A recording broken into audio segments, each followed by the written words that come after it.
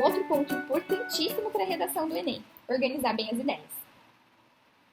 E aí a gente entra em quê? Em qual tema? Organizar bem as ideias. Projeto de texto. Muita gente não deve ter ouvido ainda falar sobre projeto de texto. O que é um projeto de texto? Né? Se eu estou falando para você discutir esses temas sociais de forma organizada, clara, apresentar o seu ponto de vista de forma organizada, que vai te permitir desenvolver argumentos para pensar nesse problema social e mostrar quais são as causas e consequências desses problemas sociais, né, para a nossa sociedade contemporânea e como resolver, a gente tem que pensar em algo fundamental, que é o projeto de texto. E o que consiste nesse projeto de texto?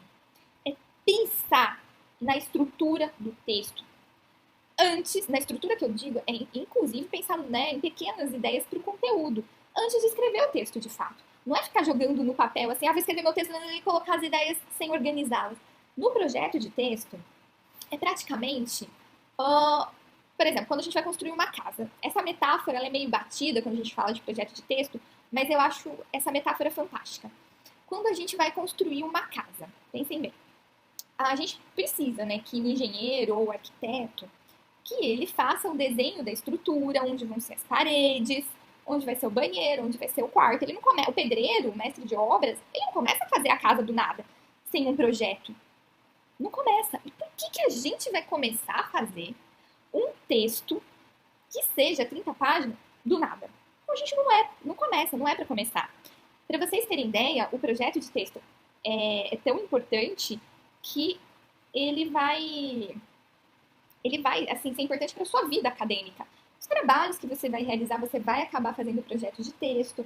Quando eu fiz a minha tese de doutorado na área da linguagem, eu iniciei com um projeto. Depois, cada capítulo da minha tese tinha um projeto. Atualmente, eu sou professora de uma faculdade aqui no Rio de Janeiro e, como orientadora, eu oriento os meus alunos de TCC a fazerem projetos de texto para iniciar o capítulo, para poder pensar o que vai ser naquele capítulo do TCC. Então, na redação do Enem, como é que a gente pode fazer esse projeto de texto? O primeiro ponto é pensar no ponto de vista sobre o problema, né? Ponto. O que eu penso sobre esse problema social? Por exemplo, sobre a democratização do cinema.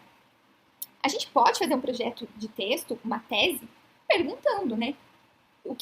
Perguntando assim, como democratizar o cinema no Brasil, um país de dimensões continentais. E democratizar, a gente pode pensar nesse sentido da palavra democratização. Democratizar não apenas só economicamente, nas cidades em que não tem cinemas, né, ou pensar em democratizar o cinema para aquele que não pode pagar, mas a gente também pode pensar em se democratizar em dois viés, né? A questão das cidades que não têm cinema, aqueles que não podem pagar, e um segundo viés, aqueles que moram em cidades com cinemas, mas não podem ir em cinemas por conta de uma condição, seja a condição física dos cadeirantes, seja uma condição neurológica, como a gente vê com os autistas, por exemplo. E aí você pode pensar, peraí, eu quero falar justamente, né, pensar na democratização de forma ampla, discutindo a questão financeira, porque às vezes a cidade é tão pequena, não tem verba e nem público para um cinema, então questão financeira, né, ter acesso ao cinema nas cidades pequenas, e pensar nessa inclusão, democratização, pensar também nessa inclusão de pessoas com problemas, sejam os cadeirantes, sejam as pessoas com diagnósticos neurológicos, como, exemplo, pessoas com autismo. Olha que bonito esse ponto de vista para a democratização do cinema. Gente, isso daí já dá argumentos maravilhosos, né? A gente pode trazer, por exemplo, a questão de alguns cinemas que já fazem experiências diminuindo a luz, o som, com o público autista, falar de construção de rampas, isso tudo é democratização do cinema. A gente pode trazer como exemplo cidades que não existem possibilidade, né, de ter cinema, porque às vezes o público não tem grana para pagar, então como poderíamos trazer esses cinemas para essas cidades, buscando incentivos de outras empresas, né, para trazer esses cinemas para essas cidades, e qual a consequência disso? Por que é importante o cinema? Vejam que aqui, já estou puxando, falei de democratização, por que é importante o cinema para todo mundo? Porque a gente está falando de arte, a gente está falando de cultura, a gente está falando de educação também. Então vejam que essas ideias vão puxando outras. A partir disso, a gente é importante arte, cultura, e consequentemente, a gente vai estar o quê? Transformando o cidadão de uma forma mais global do Brasil, pensando, né, nesse país continental, a gente pode o quê? Trabalhar essa ideia do cinema para formar os cidadãos, né? Trazer cultura para eles. Isso é extremamente importante. E aí a gente traz as propostas de intervenção, que nunca precisa, gente, um ponto importante, não precisa fechar o texto. A proposta de intervenção pode estar diluída ao longo do texto. Não precisa fechar o texto com ela. É sempre legal colocar no final, às vezes, a proposta de intervenção como uma forma de organização. Mas você também pode diluir nos argumentos. Isso não é problema, tá?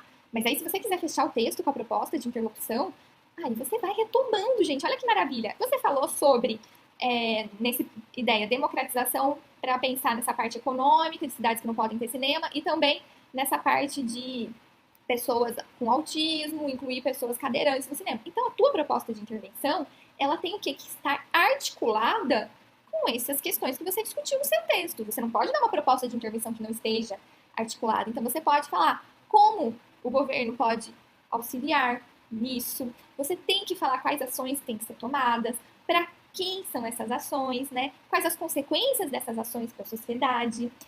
Então, vejam que é uma proposta de intervenção que você não fala só da ação, você precisa falar quem que vai, né? Porque não adianta você só falar da ação. Então, quem que vai aí, ó, contribuir, uma proposta de né? Quem que vai aí contribuir para melhorar essa parte para os autistas?